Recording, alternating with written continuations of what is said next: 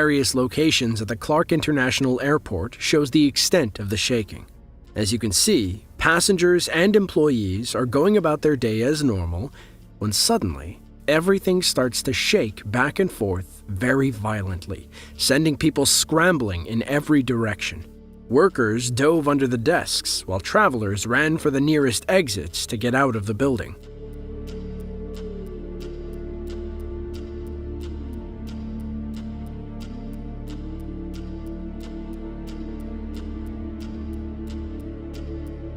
Luckily, the airport stayed intact and no one was injured.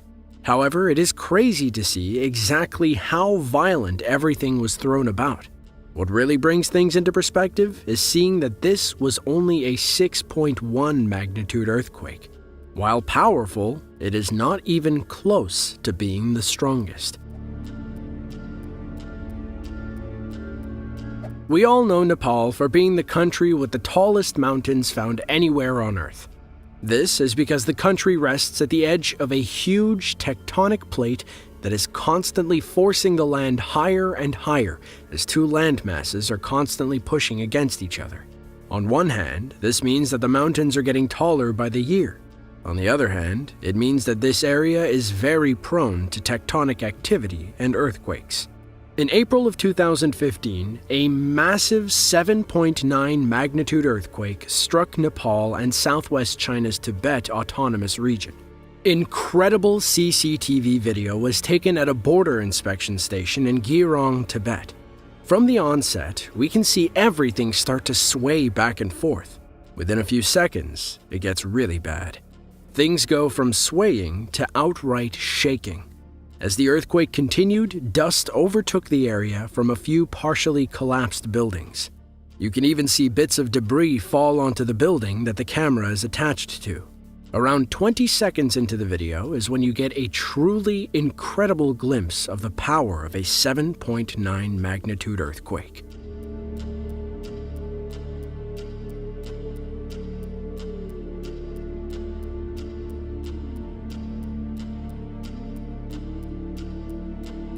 A total of 18 people lost their lives in Gyeongsang when a few buildings collapsed.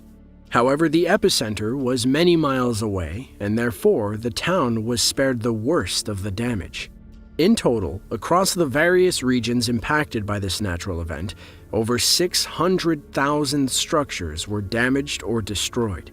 As can be imagined, a state of emergency was declared immediately following the quake. Quickly, the United Nations created a fund to help the country. The goal was to raise $415 million for relief. Within just 2 weeks, more than $330 million had been provided. Still, the total cost associated with this event is estimated between $5 and $10 billion. In terms of the United States, we most commonly associate earthquakes with the state of California. We think about the images of the San Andreas Fault, as well as the numerous earthquakes in places like San Francisco, Los Angeles, and San Diego. However, there is one other place that not only receives a lot of earthquakes, but they're just as powerful. The only reason we don't hear as much about them is because this area does not have a dense population. We are, of course, talking about the state of Alaska. In 2018, the city of Anchorage, Alaska was hit with a magnitude 7.1 earthquake. That day, a family was enjoying their time at home when their house started shaking violently. Their home security cameras were rolling when the earthquake struck. Immediately, the father knew exactly what to do and went into full parent mode. He took his child and immediately sprinted outside, away from the danger of any falling debris. Soon after, his wife rushed through the house and joined them outside. They were very visibly shaken, but everyone came out of it unscathed. The only loss were a few belongings in the house that fell from high up.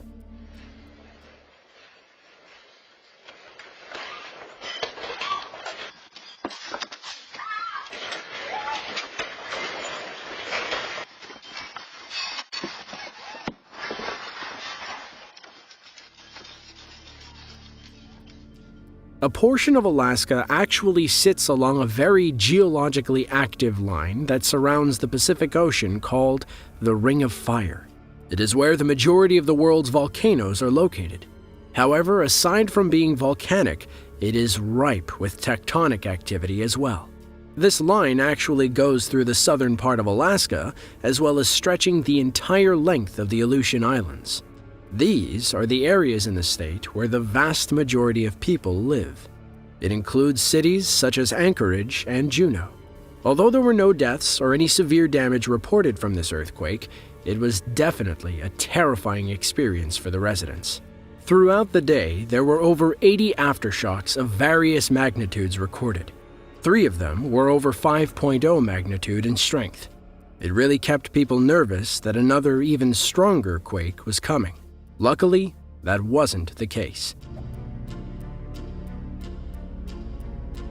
On Tuesday, January 12, 2010, a powerful magnitude 7.0 earthquake struck the nation of Haiti, approximately 16 miles away from the capital city, Port-au-Prince.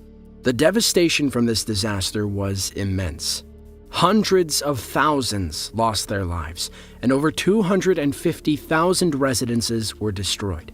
The sheer scale of the destruction is hard to comprehend, but can be partially blamed on the country's lack of adequate building code. CCTV footage taken at the presidential palace shows us what went on there during the quake. Various parts of the building can be seen crumbling as government employees rush to shelter. The footage starts outside, where debris can be seen at the bottom of the screen. The next few shots are taken inside the building, where walls and pieces of the ceiling can be seen crumbling and falling to the ground. The video ends with a cloud of dust rushing the camera. Pictures of the presidential palace after the quake show the true extent of the damage. This natural disaster made news around the world, and quickly many nations rushed in to help, providing assistance, food, water, and support. It was a time when the entire planet seemingly stopped and came together to do whatever was needed. Despite this, though, recovery efforts have been slow. In the years that followed the quake, international interest and support dwindled, albeit not entirely. As of 2017, the United Nations reported that there are still some 2.5 million Haitians in need of help. Anyone who knows the history of the United States, especially in terms of natural disasters, will definitely know about the terrible things that the city of San Francisco has overcome. Of all the places in America, this city is especially vulnerable, as it sits in ranges of 3 separate tectonic fault lines.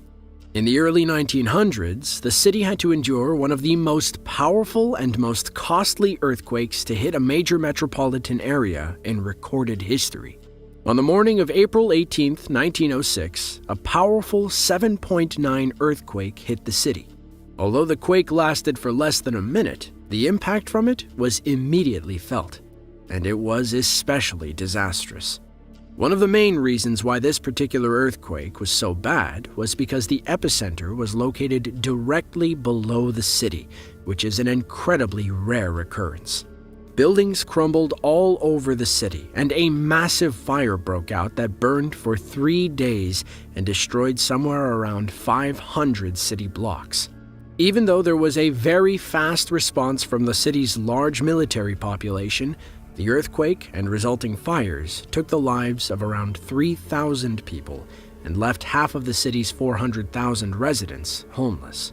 In the middle of San Francisco was the ever-busy Market Street. In this first video, you can see what life was like. It was the turn of the century, where horse and buggy shared the street with automobiles. Gentlemen in top hats strolled along without a care in the world. That is, until the earthquake struck.